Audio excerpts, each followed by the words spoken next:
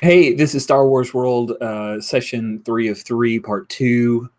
Turns out that when I thought that someone was coming to pick up my son's house guest to spend the night, it actually was a guy from the power company who said, "Hey, I need to flash your power." This is all explained to my 13-year-old son. And my son said, "Yeah, sure, no problem." And so when he called up to say, "Hey, Dad," I thought he meant, "Hey, Dad, Owen's leaving," but what he meant was, "Hey, Dad, I just told the JEA that it was okay to turn off our power. So I'm back. Thank you guys for waiting." The last thing that we'd heard, if I remember correctly, was that there was a brief conversation where Kay Talon, the wife of Ader, had said, I collected some of these art pieces, and some of them are from the Sand People. She doesn't call them Tusken Raiders. And I believe that Rook had mentioned something like was taking some of the art, and that this art would be very useful for paying for your passage. And that is when we hear the sound of metal scraping along stone in the distance as the Stone Queen comes into sight, and she kind of, and then it's just like hovers for a moment and then drops really heavy, and then the gangway drops. As you guys are headed outside, the Weequay and the helpful Jawa who are there with Ader Talon appears they may not be coming along with you, but they are helping to load up things into your hold. And that, I assume you guys probably want to leave because you hear the screaming sound of TIE fighters entering the atmosphere. Rook, what are you doing? Rook begins. Rook is like running back and forth in between the art room and the Stone Queen, grabbing as much of the sweet loots as she can and putting them in the cargo hold. Nice. I think Kay goes back with you, but she's interested in getting like more primitive artwork of the Sand People, and she's putting them into little boxes, and you're just grabbing all the really expensive gloss there. And what is Sham Das up to during this, as they are trying to gather all their things? Sham Das will be helping to get Talon and his people on board the Stone Queen as quickly as possible, where he can't see how much of stuff Rook is stealing from his previous home. So, quick, we need to get on board. Nice. I think Tebby is mostly looking for direction from you, Obi, and BX wants to help carry things, so that's his instincts. What are you doing, Obi? So Obi, I think, is going to try to head back to Lobar's shuttle so that we can dock it with the Stone Queen and take off. Yeah. Nice. Yeah, I like that. I'm imagining as we look at the Stone Queen, that is possible to probably have to. Well, do you think you have enough space to dock it on board? Or do you think I was actually thinking it would attach to the side or something. I just want to check in and make sure. Is that what you guys see? Is if we have TIE fighters incoming, my inclination is to say that it's better if we've got two ships than one clumsy one. Did you say clumsy out loud, though? Oh, yeah. Cool. So yeah, go ahead, Drew. So Rook is like running back and forth, and after she's acquired a couple of pieces, she starts yelling through the comlink, Mills, spool up the nav computer. We're going to need to get out of here quickly. Lobar, man a gun somewhere. Sham Das, perhaps the top turret for you? Well, Lobar is loping through the ruined settlement towards the shuttle. So Lobar's intention, it totally makes sense. You're going to save Lobar's shuttle, because if it's destroyed, you may never get another. Yeah, she was. I meant like man a gun somewhere, as in your ship, whatever. Yeah, so she's trying to give directions to hurry everybody up. And I would imagine, just for cinematic reasons, it would be cool if like a few sprays of blaster fire from the top turret start to like arc out toward the TIE fighters as they're starting to come in. Cool. All right, so you guys rush aboard. I guess the only thing I need to know is who is going on Lobar's shuttle besides Lobar. I think Obi is. Okay. I think Tebby and BX are also coming on board. BX. Yeah, or maybe they should actually go on to the Stone Queen. Okay. Yeah. Tebby will be a little hesitant. Like she puts on her Mandalorian battle helmet and she says, "Are you sure?" So Lobar, is your shuttle? Does it have weapons and that kind of stuff on it? Yes, it does. Well, I mean, I'm just looking up shuttle. Shuttle 2 harm small hyperdrive. There you go. The illustration shows some blasters on the sharp end. Okay. So as long as we can get weapons, I think we're fine.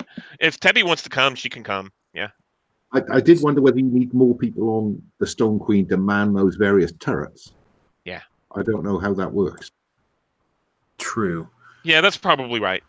Yeah. Okay, so Ader Tal and his wife Kay are both getting aboard the Stone Queen. Brooke is, of course, flying it. Shamdas is on the Stone Queen. So that's an interesting split. I like that.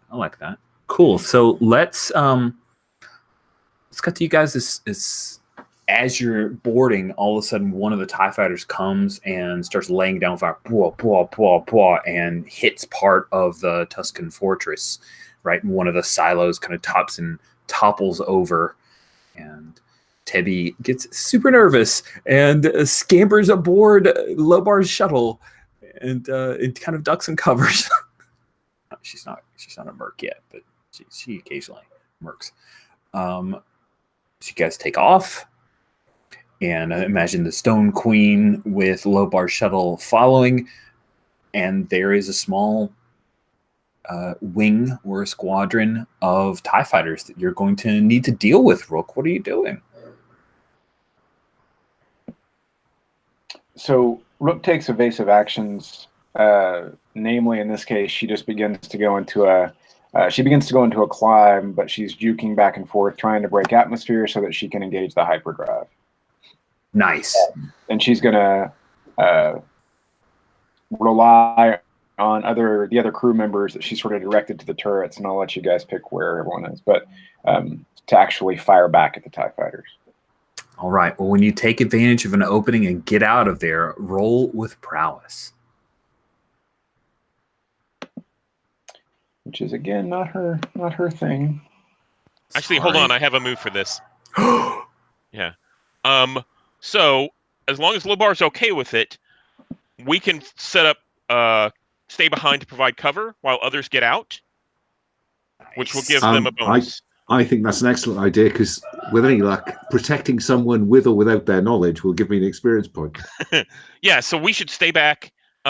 This is I got this go. When you stay behind to provide cover while others get out of there, they treat all their misses as 7 to 9s, and you mark XP.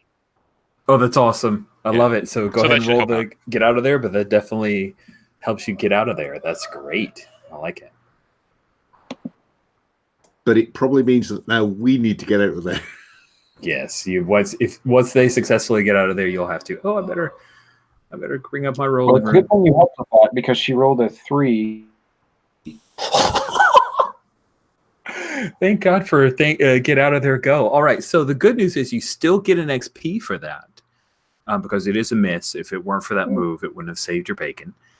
Your miss gets to be treated as a 7 to 9. So if you look in the get out of there move on a 7 to 9, you need to choose 2 options. Do you have that up on the basic moves tab?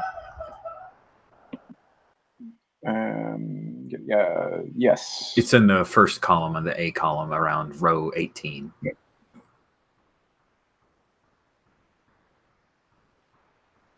I love these options. I really like get out of there. I'm super happy we're using it.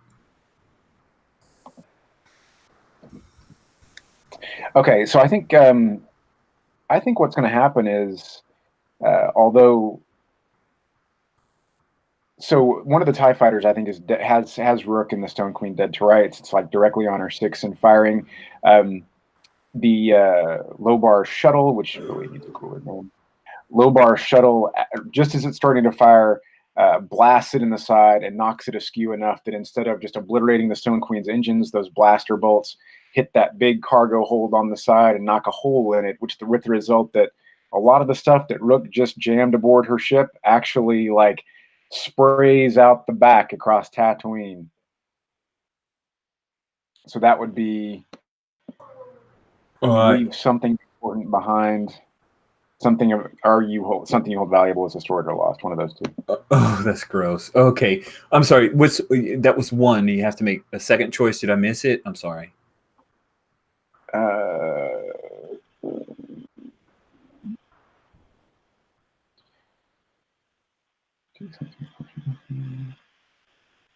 Let's leave something. So I'll lose some of the cargo, which would have been sellable, resellable, but also something of value. Let me think of what that might be. Tebby. I don't know. That's another player character squad. I just want to kind of point that out. I'm not. If it makes sense for the story, that's fine. But Tebby's with us, or, right?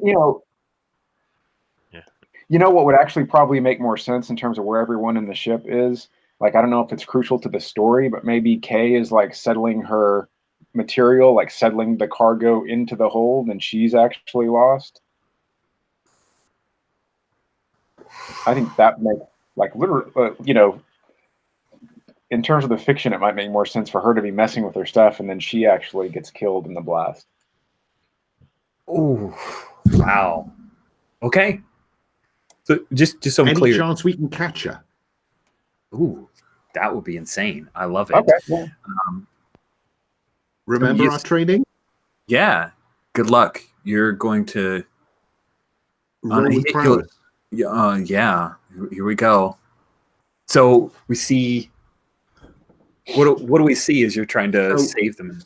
So as Rook has described, we've winged the TIE fighter, which spins away.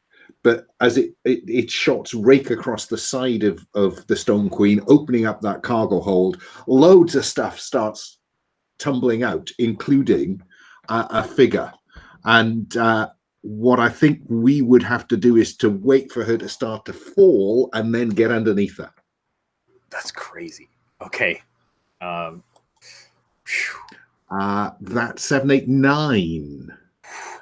7 to 9, the MC will say what it costs and how it's imperfect or compromised, unless there's anything that Obi can do to nudge that from 9 to 10. So let's see. I think I have. Oh, I do have bond with you, so I'll spend that to give it a 10. And what this looks like is, I think that you say something that reminds me of how we caught a bounty at some point together in a previous time. So basically, whenever you start to spin, I open the back hold, the wind starts whipping around, and I fire a net gun so that we can try and grab whoever it is who's falling. And reel her in. Nice. I'm going to say that you reel her in, but this level of shock is definitely going to cause some harm. How do you like? Do you have some kind of grappling, or did you land underneath her and she slams into it? I'm just curious. Like, how did you actually capture? I've got this vision of what Q's done is to describe this rear hatch.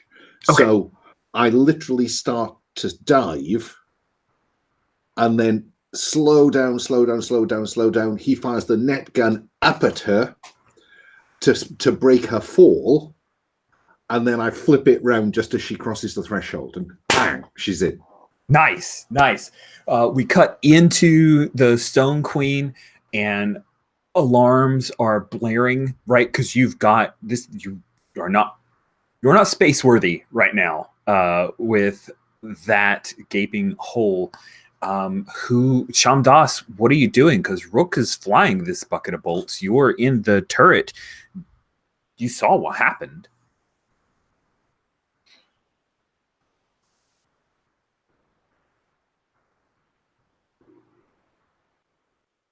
You're muted.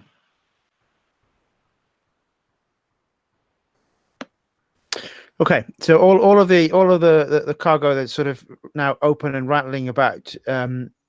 Shamdas lets go the controls on the weapons and instead reaches out with the force, trying to take control with telekinesis of all that floating cargo to push it against the open holes in the ship to give us a chance to get out of there.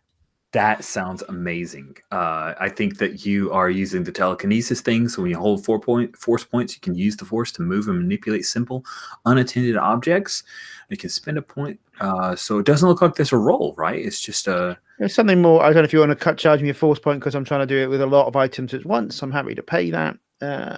But effectively plug the hole so we are not pumping out air. I like it. And yeah.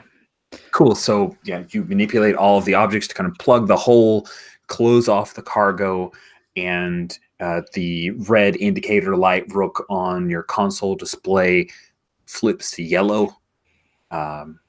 And it appears that your atmosphere is recontained. You've still got a pair of TIE fighters that are bearing down on you, and you don't have your wingman anymore from the shuttle because they broke off to save someone. So what are you doing, Rook? So when Rook sees the light go yellow on her console, she goes back over the comlink and says, "Well done, Shamdas. What have you done to repair the ship?" Just a little bit of hokey religion. Now, Hokey trust in religion, you haven't used the suppression system on board? What have you done with your ridiculous religious beliefs? There's protocols for this. This is a starship. I'm afraid I can't really leave the turret right now. Trust in yourself, Rook. You can get us out of here. You hear this long string of curses and chiss, and she cuts the comlink off. And then out of sheer anger, she loops the Stone Queen back around in like a big S loop and comes barreling straight back at the TIE fighters that are behind her. Oh man, that's awesome. Yeah, you pull off this crazy dogleg turn and you go straight at, they break off. One of them comes in, there are a number of sand people that are firing up towards it, but none of them have the kind of armament to take down a TIE fighter, but it's just one of those, they're just taking pot shots because they're mean.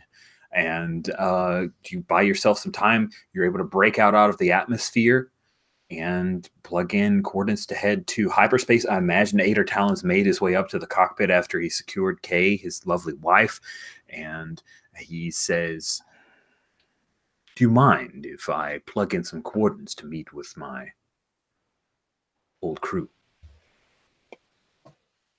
She looks back. "Can you fly?" Of course. Then take the stick. And she just like pushes her chair away and runs back toward the cargo hold to see what damage Shamdas has done. Sweet. So we cut back with Ader Talon sitting down, and he kind of puts the headset on and goes, "This is as old as I am." And then he starts plugging in and basically he's plugging into the nav computer the correct hyperspace coordinates. Meanwhile, the up on the Star Destroyer, we have a bogey, sir. We have a bogey. And the captain from the original opening there is fire all forward batteries on that. And then it takes off into hyperspace. We cut back down to the planet where you guys have secured with the net gun. You have her back. You closed the cargo bay, but you need to get out of here. So I think that it is time to see what happens with Lobar and Lobar's shuttle. So, yeah, so get out of there is roll plus prowess. I stick with the prowess, I say. So that is 9, 10, 11. Okay, so on a 10, you still choose one from I think I have to push myself pretty hard and mark strain.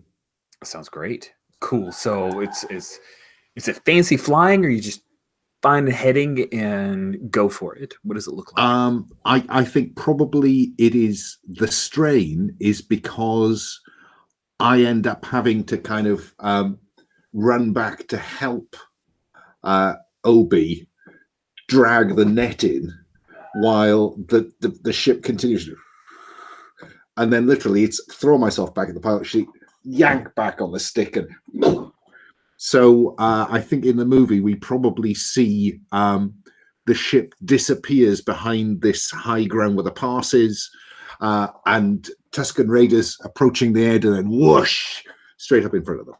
That is awesome. I love that. It's like a bantha. It just kind of looks up.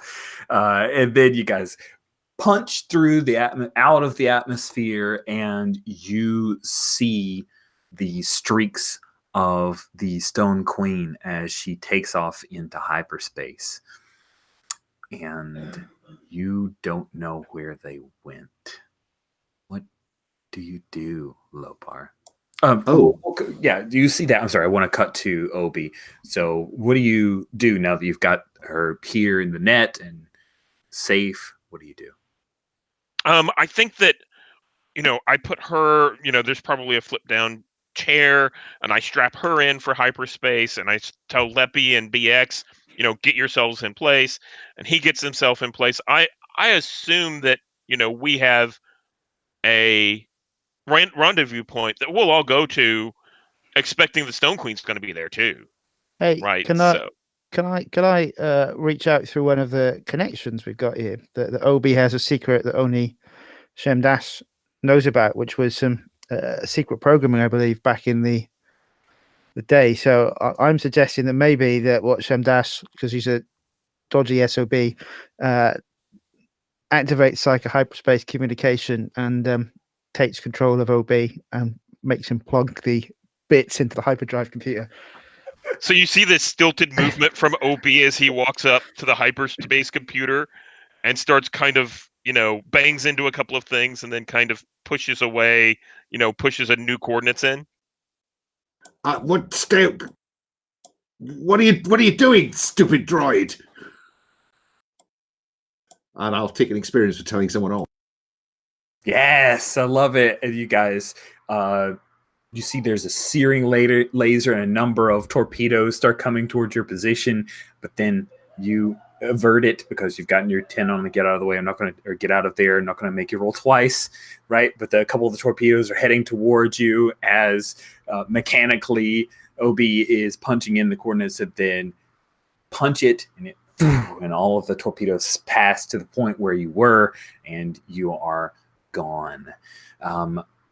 We have a bit of time left here, so I would like to open some space for epilogues, because what happens, you meet with Adar Talon. You see there's a small, like a dozen ships that have all met up with old crew members who've moved on to other parts of their lives, some of them being merchants, some of them actually working as privateers, and they've met together here because of Adar Talon.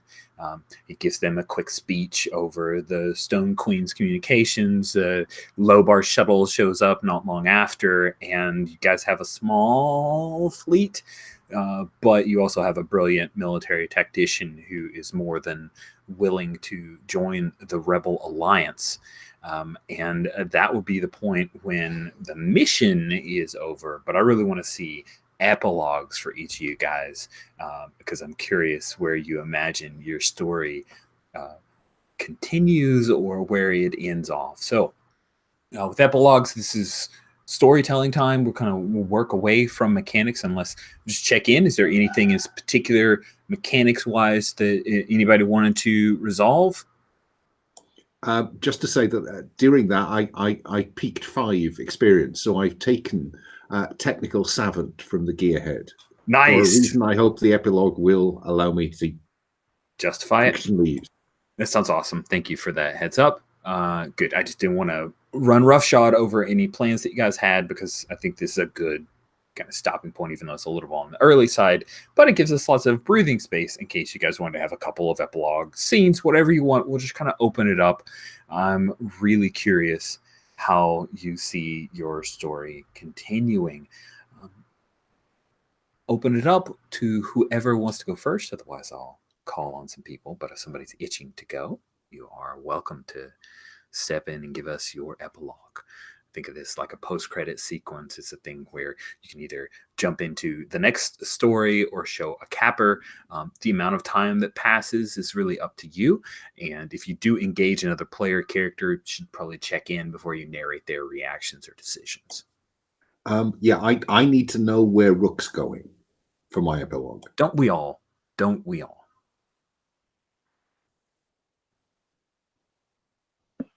So Rich, remind me again, like exactly. So this is after the destruction of Jabba's palace, but before the Battle of Endor. Correct. Okay. And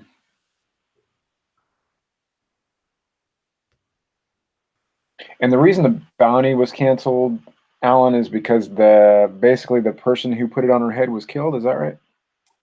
Yeah, that's right. Apparently, it was a tragic accident. She died of her injuries while being rushed to hospital in an Imperial security vehicle. Terrible tragedy. It's totally Alan's character's fault. Just so you know, he let her bleed out. So okay, so yeah, and Q's character watched me do it. So I think Rook was actually hired for that job by the guy that shot down Talon's ship in the first place, that pirate. What was his name? Oh, Quist. Quist.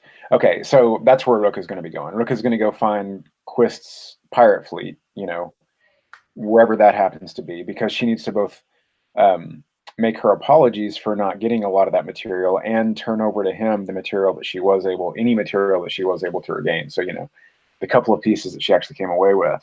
But she also needs to make sure that she's in good with him so she doesn't get another bounty placed on her head. Nice. So that's where she got to. Cool.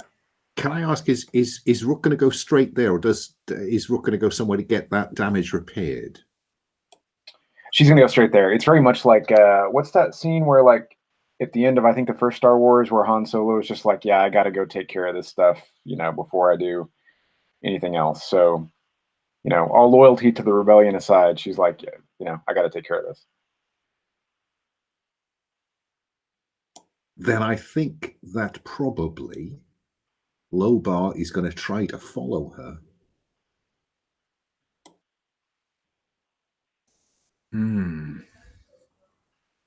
Nice. Okay. So, I mean, I don't imagine that there's anything impairing that. Mill also wants to get back with her old boss. Although technically Janela is paying her, but she still calls Rook boss because Janela pays her more to do that. So what is it? No. Oh, sorry. Go ahead. No, I was going to say I like that idea. I like that idea of like the last thing being, the Stone Queen disappears off into hyperspace in the direction of Quist, and then just a couple of minutes later, you see like Lobar's shuttle disappear into hyperspace in pursuit of Rook's ship. Is that it? That's what we see for Lobar? That's his. I'd quite like to be to have a scene at the other end. Okay, cool. Let's do that. But I don't know if, Stephen, you want to narrate anything about your arrival at Quist's pirate base. So I don't think we ever established exactly what Quist is on. So I think it'd be cooler if Quist was like on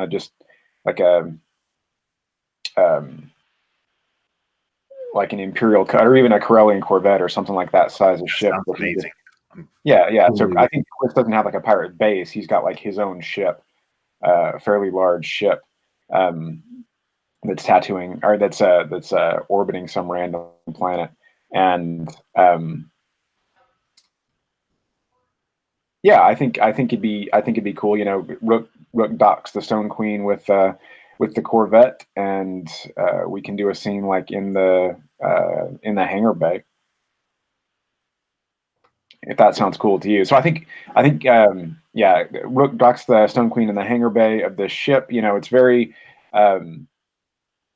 it's dark. Like I think the main theme for Quist's ship is that it's got like kind of these septic kind of green lights everywhere. All the floor and decking materials black and everything. It's very like tech. It's very clean. Rook walks down the ramp to the Stone Queen. For the first time, she looks a little bit worried, and she's got like one of these weirdly erotic alien artifacts under each arm. These are the last two things that have actually survived all the Holocaust that happened on her ship. So yeah, she's coming down the ramp.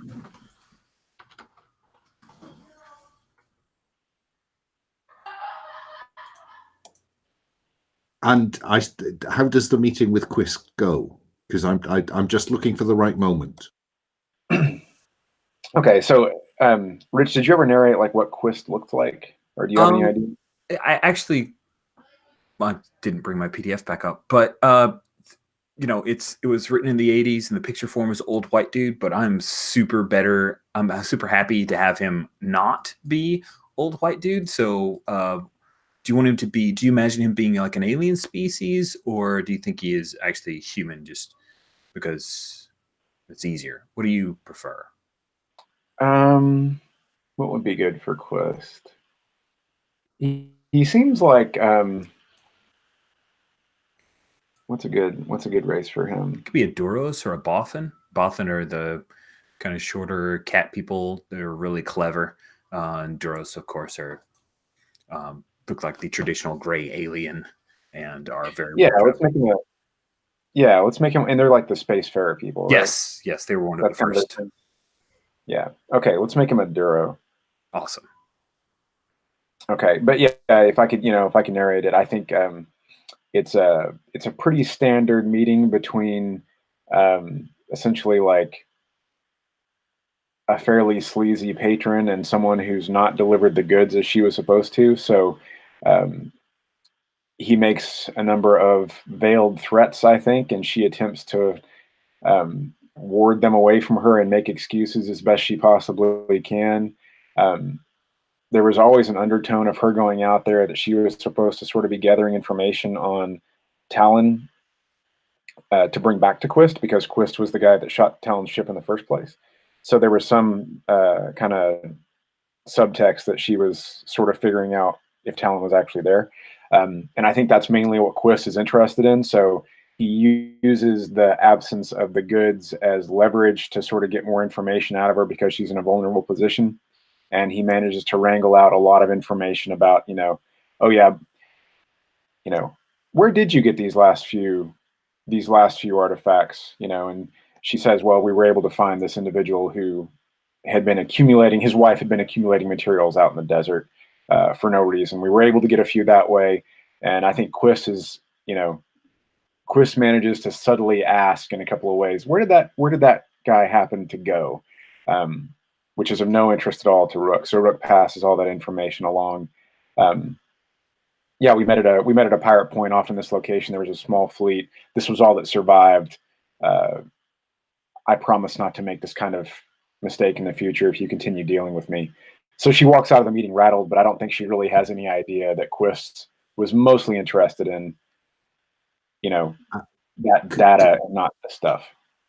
Could I just rewind like 10 seconds? Sure. To the point where it looks like it's the conversation is going badly and it could turn nasty just before she kind of backs out. And I'd just like to have a scene where a bowcaster comes up to Quist's head and a voice says, "Nobody gets to kill her but me. Back off." Oh my god, how did he even get on the ship? Is what he'll be screaming later. But yes, I imagine that Quist hasn't lived this long being full of bravado and being stupid. So yeah, he gives up the goods, and you guys can. Can I make one comment before we kind of cut the scene away from that? Yeah. I think even though Rook is sweating, she looks over with like a certain amount of relief on her face at Lobar, but then she addresses Quist and says, "Don't worry, even at that range, he won't hit you." Yeah, and the scene dies with a kind of. I like that. Oh, that's perfect. Oh, it's so good. It's cool. That's cool. All right, Dave or Q, which of the two of you would like to go next? I'll go. So I think that the epilogue scene that we see with OB is, we have the ragtag fleet, and they're going from different locations. They're on the run, so they're going from location to location and stopping off at different planets for supplies and things like that. But I think OB's been given, charge of training up the new recruits. So he has his own squad that he's been starting to train a little bit. And then there's these other ragtag group of people who don't really know what's going on, and they don't have military discipline. And, you see him on these little ragtag planets. You see people in the back, loading things onto the ships and trying to barter. All at the same time, he's just running the shit out of these new kids. Basically they're sweating and they're running up hills, and, he's firing like blasters at their feet, as they're running, and saying, you have to stay alive. Otherwise, avoid the fire, and, teaching them things. And we see this ragtag group, and we see, BX gets a little bit more serious. He has a little bit more of a battle scarred kind of thing. I think on some of these planets we actually see a little bit of fire, where these young recruits start to become a little bit more grizzled. And I think this scene kind of closes down. It's a series of montages, and I think the last montage is kind of a graduation ceremony, where they're all kind of receiving their weapons, receiving their armor, that kind of stuff, so that they can now go out and defend the rest of the rebels. And Tebby, I think, has had I think Obi has the Jodocast's old armor resized and presents it to her during her graduation ceremony. God, that's amazing. Oh, that is so good. Oh man, and of course we probably see a few of them. Like maybe we recognize a couple of them on the Battle of Endor. Like, right. I think that whenever the ATST is kind of firing around and everything, you might catch glimpses of some of the new recruits, and maybe there's the odd droid in the background, where BX is there shooting alongside his fellow soldiers. That's awesome. Oh, that's really good. That's a damn fine epilogue. What about Sham Das, the Jedi from the Fallen Order, the last of his kind, perhaps? So I think Sham Das will bid the crew of the Stone Queen farewell. I think he is staying with Talon. There's already a new mission, a new thing for the rebellion to do. I believe he knows about some Bothan spies who might have this idea about a space station being built. So it disappears back off into the next spooky mission. That is awesome. Oh man, I'm so glad we had some more time for a little bit more fleshed out epilogues, because that is some really, really cool stuff, you guys. Okay. So we have a few minutes. We'll go ahead and bring that to a close. We have the last of the credits come, and we did our post-credit sequences. You guys with your epilogues, I have nothing to top or add on. Those are all great. I really, really, really want Lepi and Mandalorian battle armor to show up in a future game. That just blows my mind. Like I want to play that character. Like, holy crap, I love it. I love this. So good.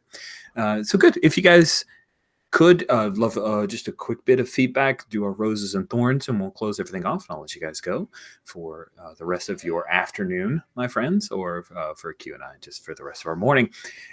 So let's start off with thorns. Thorns are critical feedback, points of confusion, thoughts for next time, things that could make the points better, right? Who would like to go first with thorns? I mean, it's not really a thorn, Rich. I mean, it's just that kind of the melding of Nebula and Omega. But one, that was not rocket science, and you sorted that out really smoothly. So it's just an observation that I see why you're sticking with Omega fighting, though. Yeah, I think Nebula overall is an improvement over Omega. Omega's very much just a reskin of Apocalypse World, whereas Nebula takes it in some pretty interesting and new directions. I think it was just maybe one step more than I felt like most people were ready for, me being part of most people. But thank you for that, Alan. That's very thoughtful. I may give this thing a shot with the full Nebula rules sometime soon. Any other who would like to go next? Sorry, I don't want to let people opt out.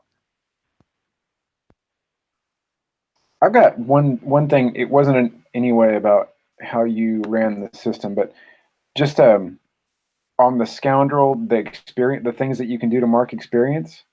Mm-hmm. I don't know. I just found those constraining, and they didn't really fit with how I wanted to play Rook. And that was sort of something in the system that I was not really fighting against. But if we would have played like a dozen sessions, I think I would have had a hard time leveling and picking up new moves, just because the ones that the system has, like tell someone you have a bad feeling about this, take your ship into danger. There were like 3 of the 4 that I just didn't feel like Rook would ever really do because of the way I wanted her to come across. And that was the only thing. I know the PBTA stuff all tends to be like really reliant on tropes and stuff, but that was just a little bit sticky, I guess, for me.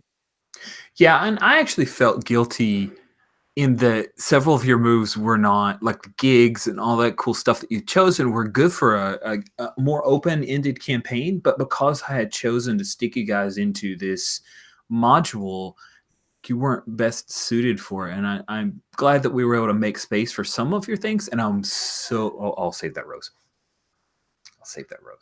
But I definitely have a rose vis-a-vis your moves and being able to engage them. I'm sure someone can guess what that is.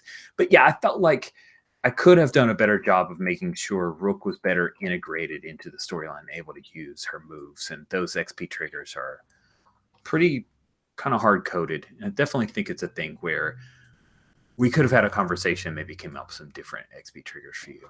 Yeah, no, I didn't mind the integration. I think just playing her was a blast. But yeah, the XP trigger stuff, after a while, I was like, well, I'm just not going to do this. So yeah, I almost said, hey, just pick a new move at the beginning of the session. We just we got started a little bit late, and I jumped in, but that was something I was thinking about doing. Anyway, cool. That's all I got. Thank you, Stephen. Q. Yeah, so I struggle to find much, and maybe this is kind of a half rose, is I struggled to find. So I was on the wait list, I think, for the entire game, for like all 4 sessions originally, and popped off the wait list at the last minute, which was really nice for me. And it took me a little bit of adjustment, especially like starting this session, because there'd been a long break. I was like, what was this character again? But as soon as I saw the character sheet, the character keeper and all of that, I was like, oh yeah, I just need to remember a few names, and I jumped right back into it. So the thorn is the uncertainty of the next game and how long it took to get there. But yeah, I don't think there was anything that could have been done about that, and it was easy to drop into. So I can't see anything to change that. I appreciate that. It was interesting because when I saw Q that you dropped in, I was like, oh man, because we worked real hard to kind of have space for Obi to exit the game, because we thought, oh, this is the only session you're getting in. And it was one of those like, hey, wait, I thought we killed this character. Oh, wait, well, he decided to do season because everyone loves this character. He's back, yay! Yeah. But it worked out great. I'm so thankful I was able to make it into the session. So, God, me too, because that epilogue was top notch. Awesome, thank you so much, Q. Last but not least, Dave, what thorns did you have, David? Not many. I think I'd echo the shift between the 2 systems. Sometimes that especially in first session, trying to get my head around that. I don't know if it's as common to have such a fluctuating group of players in your sessions, but probably would have left more of the hooks empty if I'd realised that. 2 would have probably been enough to stop playing. And I think we're playing a Jedi point of character, doing some, going back to Deep Love of D6 system, some of the dodgy stuff that I pulled, I'd have had ramifications for that. And it feels like the Jedi can almost, just do some stuff. And there's little consequence to dallying with the dark side. Yeah, you're absolutely right. I think if there were some kind of system for dark side points, I would find that quite interesting. The temptation for that. That was one of the stronger parts of D6. It'd be a good clock you could put onto the sheet for Force users as they start doing things, and clowing around that clock as they start falling in. So if I can comment on that, I like the idea of the Doom track from Masks, where you mark every time you use something, you mark something on the Doom track, which gives you added powers, but eventually your character retires as you go over to the dark side. If we're going to talk about other games, another thing we could look at is corruption from Urban Shadows. That would be pretty fascinating because there are corruption moves, there were dark side moves, and I'm sorry, like we're like making a whole new game, but like that's really cool and interesting. Yeah, that's great. Yeah. Is the root of it not that the Sentinel is a pretty odd Star Wars character type? Yeah. It is a pretty odd Star Wars character type. Like he even gets XP for being not very Jedi-like, which is why I allowed him. I don't think any of the Jedi playbooks would have worked for the premise you set up, actually. So, but yeah, I just that might be a nice point one to the sort of release. Really, is actually some sort of corruption move for Jedi. That's a really good note. That's really But simple. actually, I Thank was you for thinking, that. like, the main time that I saw the corruption was when you threatened Jodo Cast, like very openly threatened Jodo Cast, and it had nothing to do really with the Force. And I was like, maybe I should keep an eye on his development. So I don't know if it would necessarily need to be tied to like using the Force, but just this person's going a bit dark. Yeah, just generally as a play theme, I think corruption in Urban Shadows is bang on the money. Good stuff. Really interesting feedback. Thanks, guys. Now let's move on to roses. Roses are feedback of positive things, moments you remember fondly, attaboys or attagirls to your fellow players, and stuff like that. So, Alan, you kicked it off with thorns. You get to kick it off with roses.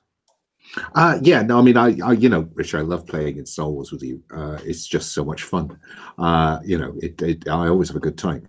But I think a particular rose to Stephen for leaning in to a different rogue Wookiee relationship than we're used to. I was really pleased that you really leaned into that, Stephen. So it made it good to play off. First time I played with Dave. I'm really pleased to play with you, and Q, you never disappoint. You never disappoint, kid. So good, so good, Stephen. What roses did you have? Yeah, I just echo that too. I think one of my favorite moments was that initial meeting with Lobar. I thought that was really funny, and that just kind of continued as a trend through the entire thing. So, I would say just. I don't know exactly what it is, if it's the system or if it's you, Rich. I know you're definitely a big part of it, but like, just every game really feels like Star Wars. It always really feels like something that would come across in a Star Wars movie, and I think that's probably the best thing you can say about the game and the group is that it felt like playing Star Wars, and that's I think a pretty unique thing to be able to do. So it's well done, everyone. Awesome. That is heartening. That is exactly what we're after, and I agree. This felt very Star Warsy. Thank you for that. In fact, I think that there is a spin-off arriving called Lobar and Rook. It's a Star Wars rom-com, right? No, wait, no, maybe not. Good stuff. Q, what about you? So I have quite a few. I always love playing Star Wars games. They're fantastic. These are a great story. That's great. I also all of these characters really spoke to me. I really like the darkness in Sham Das and the coldness in Rook, and Janella taking over the Jabba's old job and all of that kind of stuff, and Lobar's coming in and immediately being at odds with Rook just really fleshed out the whole story. It made a lot of sense, and it just felt good, and led to an interesting story. I also really liked it, more than in some of the other games. it seemed like we had a lot more callbacks to previous sessions that I'd played into. Like whenever Lobar brought up, the character's death and the bounty had been canceled, that was great. Some of the NPCs that you brought back as well were fantastic. And I also, what kind of made the game sing for me were some of the NPCs that you introduced, like Tebby and Jodo Cast. And for some reason, I latched onto those, and I was like, okay, I want something bad to happen to Jodo Cast, and I want something good to happen to Tebby. And I spent a lot of time, mental time, saying, okay, this is how I can incorporate them and bring them along. So I want to say thank you to you for the interesting NPCs. Really appreciate that, Q. What I really enjoyed about Tebby was the look was awesome. If I remember, you found that picture. And by the way, I cropped that and I can't find the original. And I've been Google searching to try to find the original. If you find that original full body, because if I remember, she was holding like a blaster carbine or something. If you find that, if you could send that to me, that would be awesome. But because she had squad commander, you kind of adopted that NPC, and I found it really interesting and fun that it was a shared NPC, right? There were times when you would narrate her actions and times when I would have her say a few things, or you would cue it up and I would just kind of be her mouthpiece, that was really fun. Like, that's not something I normally do. Like, I normally, like, an NPC is either mine or you've paid for it and it's yours, but it was fun to play around with you. I feel like you and I have played long enough together that we can kind of bounce off of her, and that was fun. I didn't notice it until you said something, but I did feel a little bit concerned whenever, like, I would do something with Tebby and it was like, is this okay? Is it okay that I take over narration and you take over narration at other points? I was like, I wanted to make sure I wasn't taking anything away from the NPC. Yeah, and maybe we bounce back to a little bit of a thorn. I feel like I probably should have checked in with you and just made sure that we were clear rather than just jazz session. We figure it out as we go. I think it might have made it more comfortable for you. But yeah, I was really happy with how it was going. That was funny. Once while you're like, nope, Debbie's doing that. I'm like, hell yes, she is. That's great. Good. Okay, good. I'm very happy with it. Thanks. Dave, what roses did you have to hand out? Loads, I think. I just think really interestingly, like Janella and Slick, and the way that characters came in and out, you really felt like they were having arcs and stories, and there was part of this living campaign. Janella not being here and her story moving on, but like I felt we were sort of came in halfway through that, so that was really cool. Again, Alan and Lobar immediately came in, set that character and scene, knew it in 5 minutes and played on with it. It was like fantastic. And that's just been a general theme of people coming in and out of the game. OB has just been, quite frankly, the favorite character in the group, because like he was the heart of this really quite, Rogue One-ish type team out on their adventures, and it's a shame we had to bookend it in terms of missing sessions, but really enjoyed playing with Rook as a character. I thought I was enjoying the snark between Chamdas and Rook a great deal. Almost in this, I've got you under my wing, whether you like it or not. It was cool. So I really enjoyed it. I really like the theme of the living campaign, Rich, and the hugest rose is to you, because the way you seem together and your energy is relentless and absolutely the heart of what has happened in the sessions we played around this virtual table. Thank you so much. I really appreciate that, Dave. Could I add one more thing on? Sorry, absolutely, Stephen. And I forgot to mention this earlier, but yeah, I really enjoyed playing with Shamdas and like kind of seeing the Shamdas corrupting a little bit and Rook being happy with that, but a little bit, I was going to try to play her as a little bit disheartened at the same time that this like kind of bright and cheery person is losing that bright and cheeriness. But I was really looking forward to a chance to use that hold one to like save Shamdas in the nick of time. And so yeah, I think just in terms of it being like a living campaign and ongoing, like, in the fiction that probably won't actually happen, but would be cool at some point. It would be cool if Shamdas is off doing his thing with the Bothans and Rook pops up at some point in the future. So in my head, that would happen anyway. Rook like kidnaps him from being murdered with all the other Bothans. That would be cool. There were so many snappy one-liners from you guys. Rook to Shamdaz, Lobar to Rook to Lobar, the OB stuff and the interplay with OB, BC, and Tebby were just really well written, like super writer's room stuff. The kind of stuff you guys were just snapping off things where I would have had to just sit and think about, like, what would be the cool thing to say here. It was so great. Huge props to Alan. Like, you guys already mentioned it, but I wanted to highlight just stepping in, embodying a character, making them extremely noteworthy and interesting, being okay with failing, and then even leaning into that failure is like, occasionally Lobar is the comedic element of this, even though he's the huge Wookiee bounty hunter. And then you trying to ask a question of Steven's character so that he could use that one move. Like, that's one of those moves where you're like, are you ever going to get to use it? And then when Steven was like, well, actually, Rook has this thing. And when you answered it like right off the bat, Steven, I was like, really? I totally bought in. And then you're like, I actually have this move, so I'm probably lying. And I'm like, oh, that's perfect Rook. Perfect Rook.